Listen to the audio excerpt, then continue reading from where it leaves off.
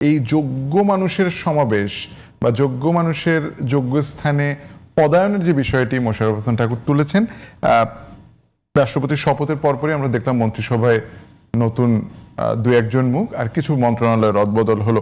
এটিকে কিভাবে দেখছেন? শুরুতেই বলছিলাম যে এটি কি আসলে 6 মাসের মূল্যায়ন, নাকি সরকার আসলে এখনো এক ধরনের সার্চিং প্রক্রিয়ার মধ্যে আছে যে ফিট মানুষটিকে আসলে ফিট মন্ত্রণালয় দেওয়া হচ্ছে কিনা? দেখুন, এই কথার সাথে আমার কোনো দ্বিমত নেই।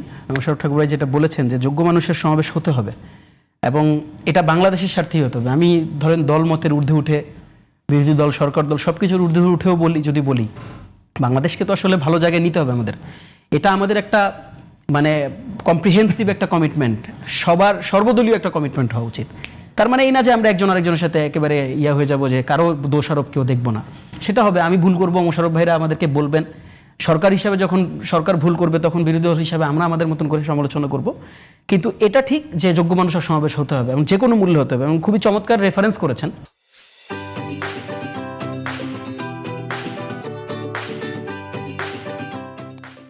আসলে মোশাররফ ঠাকুর ভাই তো লম্বা সময় রাজনীতিতে, ফলে ওনাদের কাছ থেকে আমরা এই আলোচনাগুলো আরও চাই। ওনারা এই কথাগুলো বলুক, যে রেফারেন্সটা আমরা যেটা জানলাম, দেখেন এটা আপনি চাইলেই করতে পারেন। It's not a big deal decision যে আপনি করবেন কিনা। আর আপনি যেটা বলেছেন, দেখেন আমার কাছে মনে হয় না যে এই প্রক্রিয়াটি ইনফ্যাক্ট সঠিক। আপনি যেটা বলেছেন যে 6 মাস করে ট্রায়াল কেস, যে ঠিক আছে তাহলে 6 মাস এখন একজনকে দেখলাম, মানে আইদার সে ফিট করবে অর সে ফিট করবে না, তারপর আমি আরেকজনকে দিব।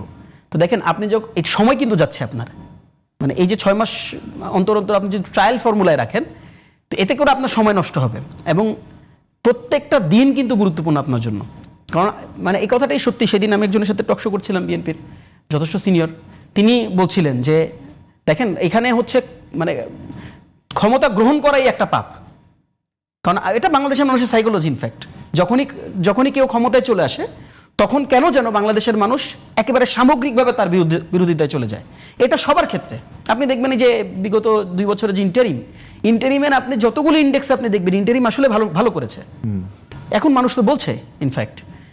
তো তারপরেও দেখেন ইন্টারিমের ব্যাপারে কিন্তু মানুষের মধ্যে একটা অনীহা তৈরি হয়েছে। মানুষ বলছে, মানুষ একটা হাসফাস করছে। এখন আবার মানুষ বলতেছেন ইন্টারিম ভালো ছিল, কারণ এখন আবার আরেকজন পাওয়ারে আছে। ফলে এটা একটা সাইকোলজি যে মানুষ পাওয়ারকে কোশ্চেন করছে, আর বাংলাদেশের মানুষ পাওয়ারকে কোশ্চেন করে মজা পায়। ফলে উই অনার বা আমাদের we do not have any disagreement, এটা মানুষের করা উচিত।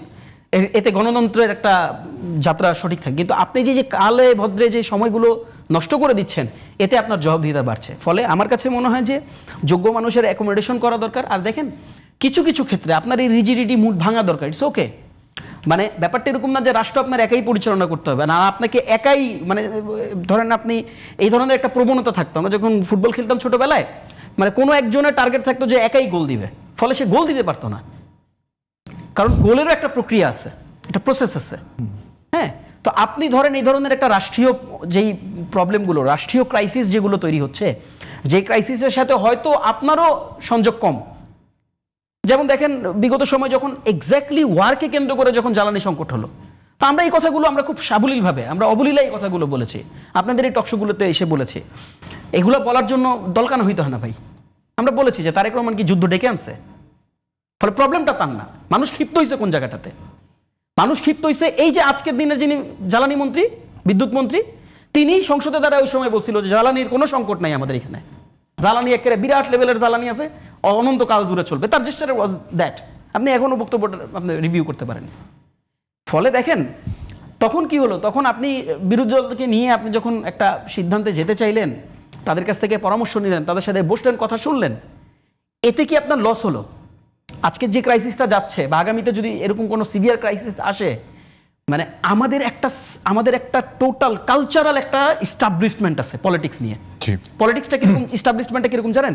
সেটা হচ্ছে যে সবসময়, এটা আমাদের প্রবণতাটা সবসময় আমরা সরকারি দল এবং বিরোধী দলকে মারামারি করতে দেখতে পছন্দ করি না। আমাদের টার্গেটই থাকবে যে ও সরকারি দল বিরুদ্ধে মারামারি করবে না কেন? ওরা মারামারি করবে, মাথা ফাটাই দিবে, একজন আরেকজনের বাস পুড়ায় ফেলবে, একজন আরেকজনের দৌড়াবে, রামদা নিয়ে আরেকজন লাঠি নিয়ে দৌড়াবে। এটা হইলো বিরোধী দল সরকারি দল। কারণ আমরা ওই গুড পলিটিক্সটা দেখেন। আবার উদাহরণ দিতে গেলে আমরা আমেরিকার উদাহরণ দিব, উদাহরণ দিতে গেলে আমরা ইউকের উদাহরণ দিব, উদাহরণ দিতে গেলে কানাডার সুন্দর সুন্দর উদাহরণগুলো দিব। কিন্তু আমরা আমাদের কালচারের পরিবর্তনটা করতে চাইবো না। আমরা চাবো সবসময় কেন মারামারি লেগে থাকে না, এদের মধ্যে মারামারি করতো সারাদিন। ফলে ওই জেস্চারটা এই জন্য মানুষ হজম করতে পারে না। হজম করতে পারে না। আর আমাদের এই পুরো সামগ্রিক পরিবর্তন, এটা political culture end to end change হওয়া দরকার।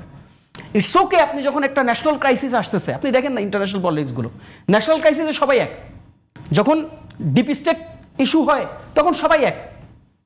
ফলে আপনি যখন কোনো ন্যাশনাল ক্রাইসিস ডেভেলপ হচ্ছে, সরকার বিরোধী দলকে ডেকে নিয়ে তারা আলোচনা করতে পারে একটা জায়গায়, ইভেন শুধু বিরোধী দল না, সেখানে এক্সপার্টিসদেরকে আপনার ইনভলভ করতে পারেন। সেখানে আদার যেই বিভিন্ন অঙ্গ সংগঠন, বিভিন্ন ধরনের সুশীল সমাজ আছে, সিভিল সোসাইটি আছে, তাদেরকে আপনার অ্যাড করেন না ভাই, এখানে কোনো প্রবলেম নাই। আপনাকেই গোল দিতে হবে। আপনি এভাবে করে গোল দিয়ে মেসিও কোনোদিন এভাবে করে মেসি হয়নি। ফলে এই জায়গাতে কোনো প্রবলেম আমরা আমার মনে হয়